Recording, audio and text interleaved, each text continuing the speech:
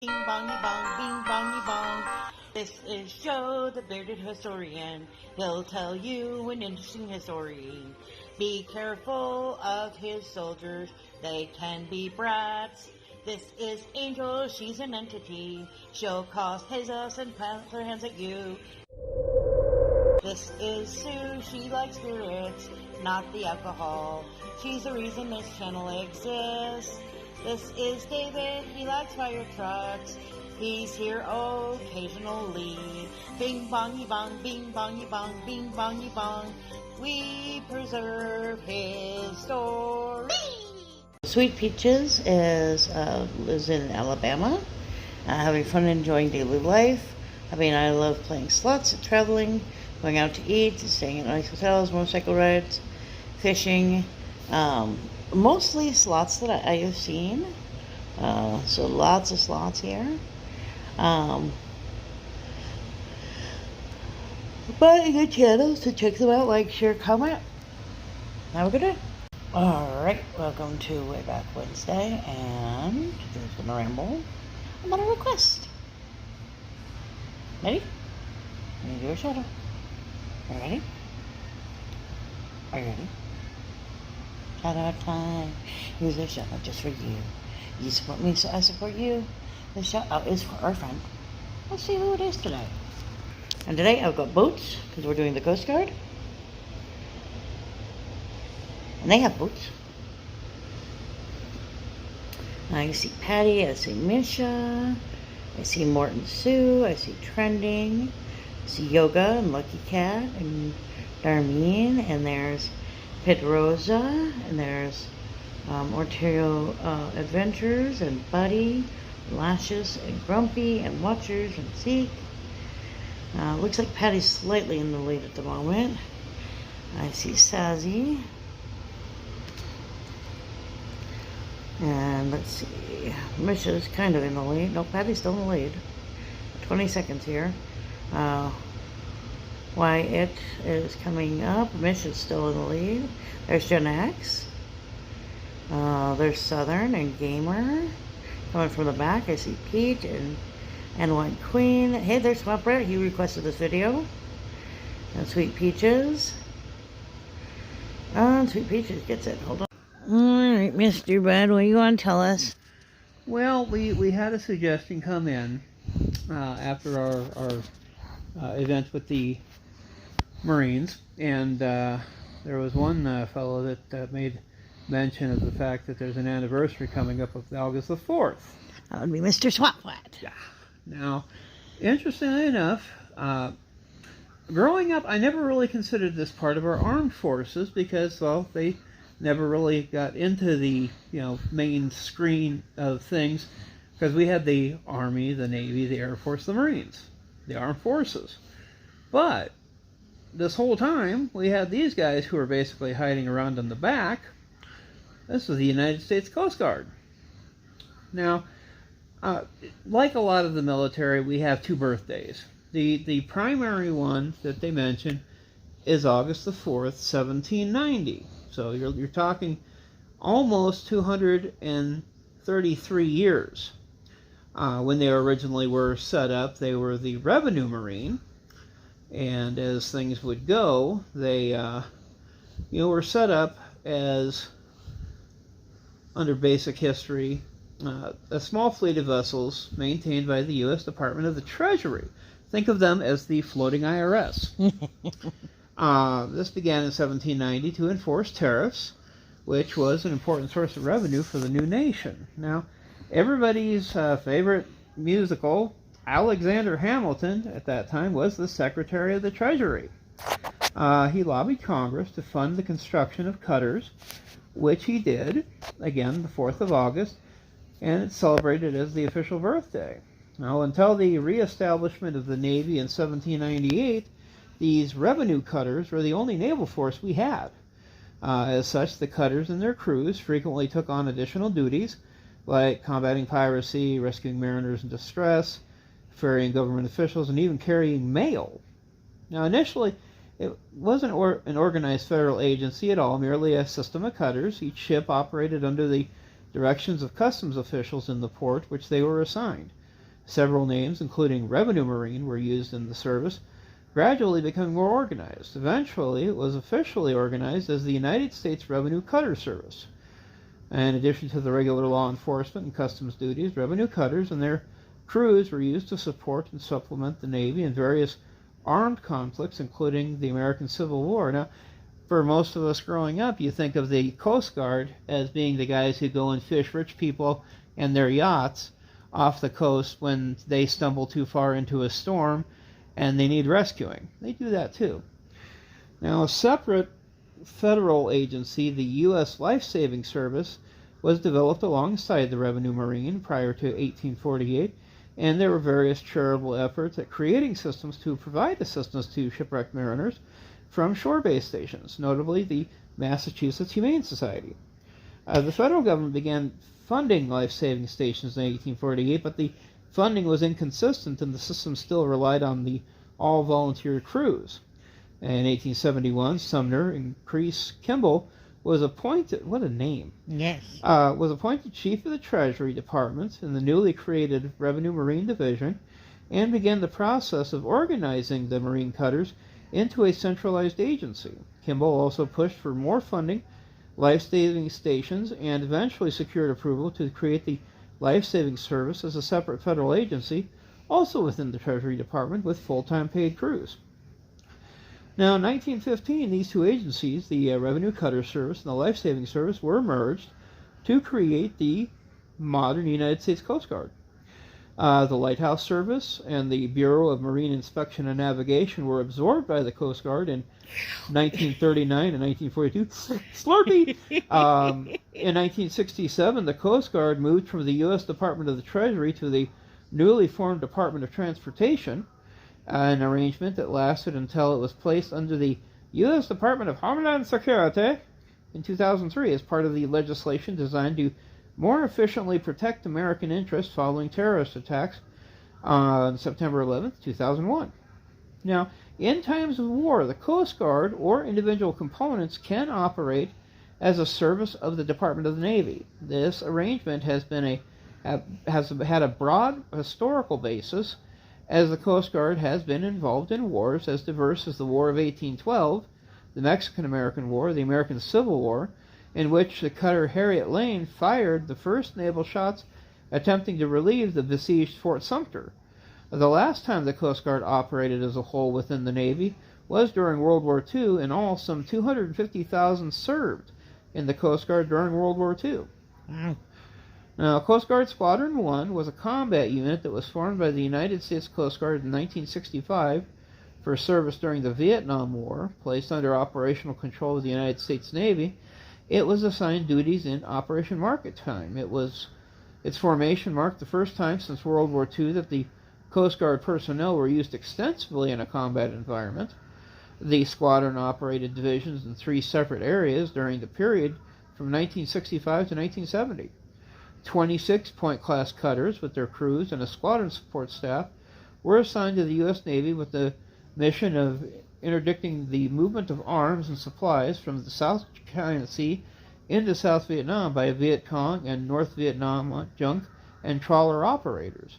Basically pulled up alongside and says, what are you hauling? The squadron also provided 81mm mortar naval gunfire support to nearby friendly units operating along the South Vietnamese coastline and assisted the U.S. Navy during Operation Sea Lords. Now, Coast Guard Squadron 3 was a combat unit formed by the Coast Guard in 1967 for service during the Vietnam War, placed under the operational control of the United States Navy and based in Pearl Harbor. It consisted of 5 high-endurance cutters operating on revolving 6-month deployments. A total of 35 high-endurance cutters took place in operations from 1967 to 1971, most notably using their 5-inch guns to provide naval gunfire support missions. Often units within the Coast Guard operate under the Department of Navy operational control, while the other Coast Guard units remain under the Department of Homeland Security. Now, the Deployable Operations Group was a Coast Guard command established in 2007. The DOG established a single command authority to rapidly provide the Coast Guard Department of Homeland Security Department of Defense, Department of Justice, and other interagency operational commanders adaptive force packages drawn from the Coast Guard's deployable specialized force units. The DoD was de-established on 2013 in April when its deployable specialized forces units were placed under the control of the Atlantic and Pacific area commanders. The planning for the units began after the terrorist attacks in September of 2001 and culminated with its formation in 2007. The missions include maritime law enforcement, anti-terrorism, port security, pollution response, and diving operations. Now, there's over 25 specialized units within the deployable operations group, including the Maritime Security Response Team, Maritime Safety and Security Teams, Law Enforcement Detachments, Port Security Units, the National Strike Force, and the Regional Dive Lockers. The DoD also manages the Coast Guard personnel assigned to the Navy Expeditionary Combat Command and was involved in the selection of Coast Guard candidates to attend Navy BUD/S and serve with the Navy SEAL teams. Happy little side option there. Now, with the general organization, the new Department of Homeland Security headquarters complex is on the grounds of the former St. Elizabeth's Hospital in the Anacostia section of southeast Washington and across the Anacostia River from former Coast Guard headquarters. Fiscal budget request of 2016 was for $9.96 billion. The districts, first district comes out of in the Atlantic area, Boston, Massachusetts. The 5th District comes out of Portsmouth, Virginia. 7th District comes out of Miami, Florida. 8th District out of New Orleans, useful during hurricane season. 9th District, interestingly enough, comes out of Cleveland, Ohio for the Great Lakes. 11th District comes out of Alameda, California. 13th District in Seattle, Washington. Lucky 13. 14th out of Hawaii in Honolulu. And then the 17th District comes out of Juneau, Alaska. I like how random their numbers are. Yeah. It also helps for, fishermen boats and stuff. If they happen to capsize or something, they could call out to the Coast Guard for extra help. Now, shore establishment commands exist to support and facilitate missions of the sea and air assets in coastal defense. U.S. Coast Guard headquarters is located in southeast Washington, D.C.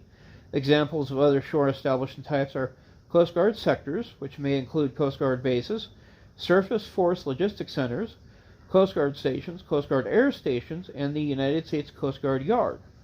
Training centers are located in the shore establishment commands. The military college for the USCG is called the United States Coast Guard Academy, which trains both new officers through a 4-year program and enlisted personnel, joining the ranks of officers through a 17-week program called Officer Candidate School. Abbreviated TRACN. The other training centers include Training Center Cape May for enlisted boot camp, Training Center Petaluma, and Training Center Yorktown for enlisted A schools and C schools, and Coast Guard Aviation Technical Training Center and the Coast Guard Aviation Training Center of Mobile for aviation enlisted A school, C schools, and pilot officer training. Now, the Coast Guard has a total workforce of 87,569 people. The formal name for the uniformed member of the Coast Guard is a Coast Guardsman, irrespective of gender. A coastie is an informal term commonly used to refer to a current or former Coast Guard personnel, and in 2008 the term Guardian was introduced as an alternative but was later dropped. Because Guardians of the Galaxy came out. Exactly. Admiral Robert J. Papp Jr. stated that it was his belief that no commandant should have the authority to change what members of the Coast Guard had called as its term Coast Guardsman is found in Title 14 U.S.C., which has established the Coast Guard in 1915. Team Coast Guard refers to the 4 components of the Coast Guard as a whole: regular, reserve, auxiliary, and the Coast Guard civilian employees. Now, commissioned officers within the Coast Guard hold pay grades ranging from 01 to 010 and have the same rank structure as the Navy. Officers holding the rank of ensign, or 01, through lieutenant commander, 04, are considered junior officers, while commanders, 05, and captains, 06, are considered senior officers. Rear admirals, 07 through admirals, are 010s, are considered flag officers. The commandant of the Coast Guard and the vice commandant of the Coast Guard are the only members of the Coast Guard authorized to hold the rank of Admiral. Now, the Coast Guard does not have medical officers or chaplains of its own. Instead, chaplains from the U.S. Navy, as well as officers from the U.S. Public Health Service Commissioned Corps, are assigned to the Coast Guard to perform chaplain-related functions and medical-related functions, respectively. That seems very sad. Yeah. I mean, you think of all the things that they usually do. I think a chaplain or a medical corps would be something that they'd want on their own staff. Especially out on the ocean, you think medical would be mandatory. Yeah, somebody's got a broken arm or a leg or something. Put that boy in a white uniform. Why are we borrowing from other departments? I don't know. It says chaplain-related functions and medical-related functions, respectively. These officers wear Coast Guard uniforms, but replace the Coast Guard insignia with that of their own service. Now, Navy and Coast Guard share identical officer rank insignia, except the Coast Guard officers wear a gold Coast Guard shield in lieu of a Line Star or Staff Corps officer insignia. Now, for those of us who are totally bored and want to look it up on the internet while I'm reading this, I found these on Wikipedia and show a nice little set of badges. We'll probably put them up on the slideshow. No, why would I do that? Oh, I don't know, because you're good like that. Warrant officers. Highly qualified enlisted personnel in pay grades E6 through E9 with a minimum of 8 years experience can compete each year for appointment as a warrant officer. Successful candidates are chosen by a board and then commissioned as Chief Warrant Officer 2 in one of 21 specialties. Over time, a Chief Warrant Officer may be promoted to Chief Warrant Officer 3 and Chief Warrant Officer 4. These ranks of Warrant Officer WO1 and Chief Warrant Officer 5 are not currently used in the Coast Guard. Chief Warrant Officers may also compete for the Chief Warrant Officer to Lieutenant program.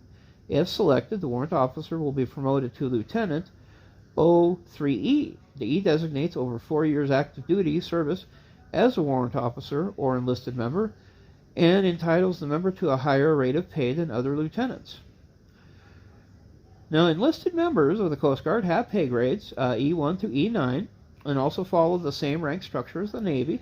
Enlisted members in pay grades of E4 and higher are considered petty officers and follow the career development paths very similar to those of Navy petty officers.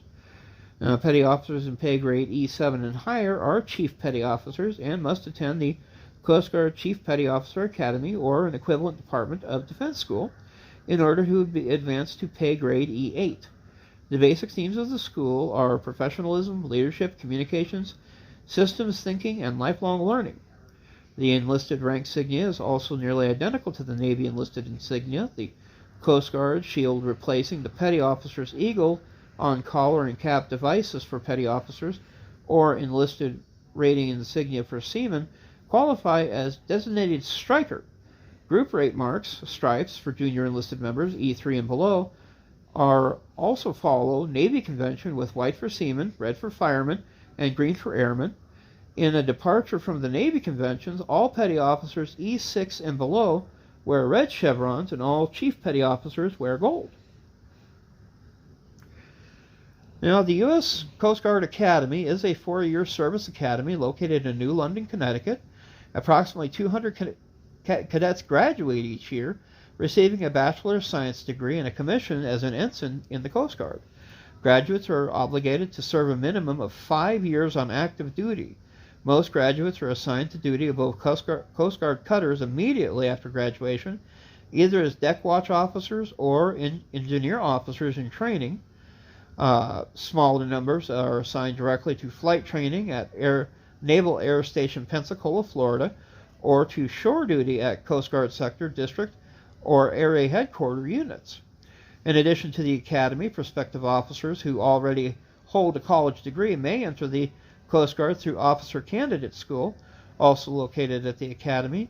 OCS is a 17-week course of instruction that provides candidates to serve effectively as officers in the Coast Guard. In addition to indoctrinating students into the military lifestyle, OCS provides a wide range of highly technical information necessary to perform the duties of a Coast Guard officer.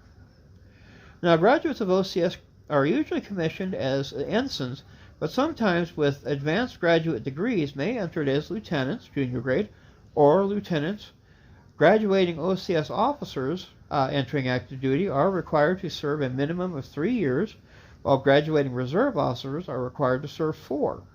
Graduates may be assigned to a cutter, flight training, a staff job, or operations ashore billet. OCS is a primary channel through which the Coast Guard enlists grades ascend to the commissioned officer corps. Unlike the other military services, the Coast Guard does not have a reserve officers training corps program. Lawyers, engineers, intelligence officers, military aviators holding commissions in other branches requesting inter-service transfers to the Coast Guard, graduates of maritime academies, and certain other individuals may also receive an officer's commission to the Coast Guard through the Direct Commission Officer Program. Depending on specific programs and the background of the individual, the course is 3, 4, or 5 weeks long. So it's kind of like they can borrow from other, active military groups and move them into the Coast Guard. It seems like they do a lot of borrowing in the Coast Guard. Yeah. They are an official ranking, right? Because they seem to be borrowing a lot. Yeah. The DCO program is designed to commission officers with highly specialized professional training or certain kinds of previous military experience. I mean, if you had a guy that was a Navy SEAL and wanted to take and go into the Coast Guard, I'm pretty sure they'd be like, yes. I would be asking why. He got tired of getting shot at. Fair. Yeah. Recruit training. Newly enlisted personnel are sent to 8 weeks of recruit training at the Coast Guard Training Center, Cape May, in New Jersey. New recruits arrive at Sexton Hall and remain there for 3 days of initial processing, which includes haircuts, vaccinations, uniform issues, and other necessary entry procedures. During this initial processing period, the new recruits are led by temporary company commanders. These temporary company commanders are tasked with teaching the new recruits how to march and preparing them to enter into the designated company.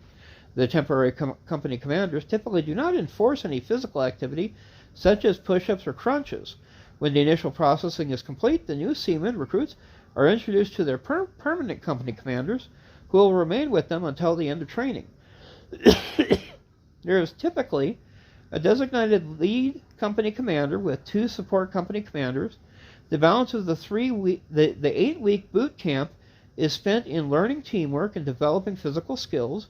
An introduction on how Coast Guard operates with special emphasis on the Coast Guard's core values is an important part of the training. The current 9 recruit training objectives are self-discipline, military skills, marksmanship, vocational skills and academics, military bearing, physical fitness and wellness, water survival and swim qualifications, I'm out, esprit de corps, and core values. Now, service schools, following graduation from the recruit training, most members are sent to their first unit while they await orders to attend advanced training in Class A schools. At A schools, Coast Guard enlisted personnel are trained in their chosen rating. Rating is a Coast Guard or Navy term for enlisted skills synonymous with the Army and the Marine Corps' military occupation codes and the Air Force's Air Force specialty codes. Members who earn the high ASVAB scores or otherwise guaranteed an A school of choice while enlisting may go directly to the A school upon graduation from boot camp. Now, the Coast Guard employs over 8,500 civilians in over 200 different job types, including Coast Guard Investigative Service Special Agents, lawyers, engineers, technicians, administrative personnel, tradesmen, and federal firefighters. Civilian employees work at various levels in the Coast Guard to support its various missions. Now, standard units, equipment, if you will, obviously they are going to have their cutters, the big white boats with a red stripe. They operate 243 cutters, defined as any vessel more than 65 feet long that has a permanently assigned crew and accommodations for the extended support of that crew. Now, the National Security Cutters, also known as the Legend class, these are the Coast Guard's latest class of 418-foot-long cutters. At 418 foot, these are the largest United States Coast Guard military cutters in active service. One-for-one, Legend-class ships have replaced individually decommissioned 1960s Hamilton-class cutters, also known as the high-endurance cutters. A total of 11 were authorized and budgeted, and as of 2021, 8 are in service and 2 are under construction. Now, the medium endurance cutters, these are 210 feet Reliance class and the 270-foot Famous class cutters, although the 283-foot Alex Haley also falls into this category. Primary missions are law enforcement, search and rescue, military defense. Heritage class cutters are expected to eventually replace the Reliance and Famous class cutters as they are completed. Now, there are 3 Polar class icebreakers that are icebreaking in research. Right now, only 2, the heavy 399-foot Polar Star and the newer medium class 420 Haley, are active. Polar Sea is located in Seattle, Washington, but is not currently in active service. The icebreakers are being replaced with new heavy icebreakers under the Polar Icebreaker Program, the world's largest Coast Guard vessel, due for delivery in 2025. Woo. Now, the U.S. Coast Guard Eagle, the 295-foot sailing bark used as a training ship for the Coast Guard Academy, cadets and Coast Guard officer candidates. She was originally built in Germany as the Horst Wessel. It was seized by the United States as a prize of war in 1945. Woo. There's also the Mackinac, a 240-foot heavy icebreaker, which is built for operations in the Great Lakes. A seagoing buoy tender. These 255-foot ships are used to maintain aids for navigation and also assist with law enforcement and search and rescue. There's a coastal buoy tender. The 175-foot Keeper class coastal buoy tenders are used to maintain coastal aids and navigation. There's a Sentinel class cutter, 154 feet long. It was known by its program name, the Fast Response Cutter class, and is used for search and rescue work and law enforcement. There's also the Bay class icebreaking tug, 140 foot long, primarily for domestic icebreaking missions. Other missions include search and rescue, law enforcement, and aids and navigation maintenance. They have patrol boats. There are 2 classes currently in service, the 110-foot Island class and the 87-foot Marine Protector class patrol boats. There's also small harbor tugs, 65-foot long, or small ice-breaking tugboats used primarily for ice clearing in domestic harbors, in addition to limited search and rescue and law enforcement roles. And then I find it funny because those are cutters. Now we're up to boats. What's the difference between a cutter and a boat? Apparently length. Got it. Mm-hmm. Coast Guard. Kind of. Yeah, Coast Guard operates about 1,650 boats defined by any vessel less than 65 feet long. Shorty. And generally operates near shore on inland waterways. Coast Guard boat fleet includes motor lifeboats. They're about 47 feet long. Primarily heavy weather boat used for search and rescue as well as law enforcement and homeland security. Medium response boats, they're 45 feet long. Vessel intended to replace the 41-foot utility boats. There's 170 of these planned. Special purpose crafts for near shore lifeboats. So far, 2 have been built. They're 42 feet long, and they're substituting the 47-foot motor lifeboats. They're out of Massachusetts. Deployable pursuit boats, a 38-foot long launch capable of pursuing fast cocaine smuggling craft. Gee, wonder what it's used for. Well, don't tell me, I can guess. Don't go there. You might hurt. Long-range interceptors, a 36-foot high-speed launch that can be deployed from stern ramps of larger deep-water cutters. Aids to navigation boats, various designs ranging from 26 to 55 feet long, are used to maintain aids to navigation. Law enforcement special purpose crafts, intended to operate in support of specialized law enforcement missions.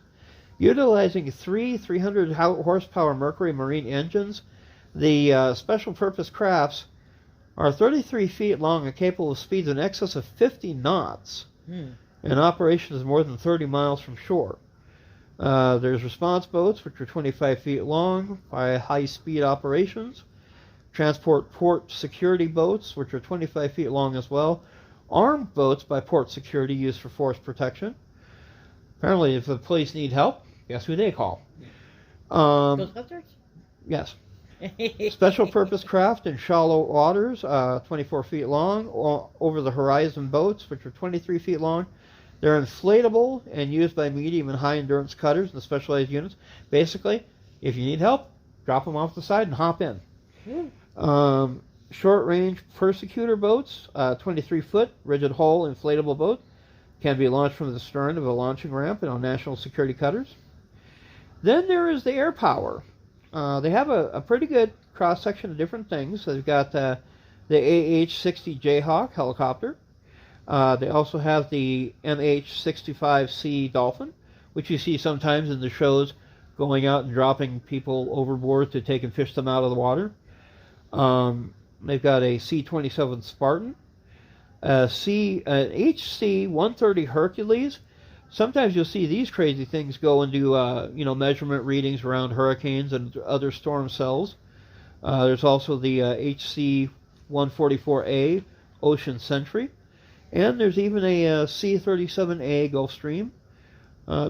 Good variety of different aircraft. There's a total of 201 of these fixed and rotary wing aircraft from 24 different air stations throughout the contiguous United States, Alaska, Hawaii, and Puerto Rico. Most of these air stations are tenant activities of civilian airports, several of which are former Air Force bases and naval air stations, although several are also independent military facilities. The Coast Guard air stations are located on active naval air stations, Air National Guard bases, and Army airfields. Coast Guard aviators receive primary and advanced flight training with their Navy and Marine Corps counterparts at NAS Whiting Field in Florida, NAS Corpus Christi, Texas, and are considered naval air aviators. After receiving their naval aviator wings, Coast Guard pilots, with the exception of those slated to fly the HC-130, report to the U.S. Coast Guard Aviation Training Center in Mobile, Alabama, where they receive an extra 6 to 12 weeks of specialized training that'll operate the HC-130 pilots. And then they'll report to Little Rock, Arkansas, for joint C-130 training under the auspices of the 314th Airlift Wing of the United States Air Force. Now, fixed-wing aircraft operate from the air stations on long-duration missions. Helicopters operate from the air stations. They can deploy on a number of different cutters. Helicopters can rescue people or intercept vessels smuggling migrants or narcotics. Since the terrorist attacks of September of 2001, the Coast Guard has developed a more prominent role in national security and now has armed helicopters operating in high-risk areas for the purpose of maritime law enforcement and anti-terrorism. Well then. And the Coast Guard is now developing an unmanned aerial vehicle program, which will utilize the MQ-9 Reaper program for Homeland Security and search and rescue operations. To support this endeavor, the Coast Guard has partnered with the Navy and the U.S. Customs and Border Protection to study existing and emerging unmanned aerial systems capabilities within their respective organizations. As these systems mature, research and operational experience gleaned from this joint effort will enable the Coast Guard to develop their own cutter and land-based UAS capabilities. But primarily, you think about all the different conflicts that the Coast Guard has been put into use, and to this day are still doing things. Port and waterway security, drug interdiction, aid to navigation, search and rescue, illegal, unreported, and unregulated fishing. How dare those fishermen? Marine safety, marine environmental protection. A lot of this stuff is the non-combat stuff. But then you go ahead and you turn the page and you think about, they were doing things during the War of 1812, during the Mexican-American War, during the Spanish-American War, World War I, World War II, Korea, Vietnam, the invasion of Grenada, when we invaded Panama to take care of Noriega. They also took part in the Persian Gulf operations over in Kosovo and the war in Afghanistan. So, while they don't get nearly the same press as the other four big brothers, as we like to call them, the Coast Guard still serve, and they serve faithfully to help the country in times of need. And we got to tip our hat to them, even if they're not wearing a hat at the moment. What? But this has been the Bearded Historian. Thanks for the suggestion. If you guys have any other further suggestions, give us a holler, and we will talk to you later. And I'll pretend to pay attention.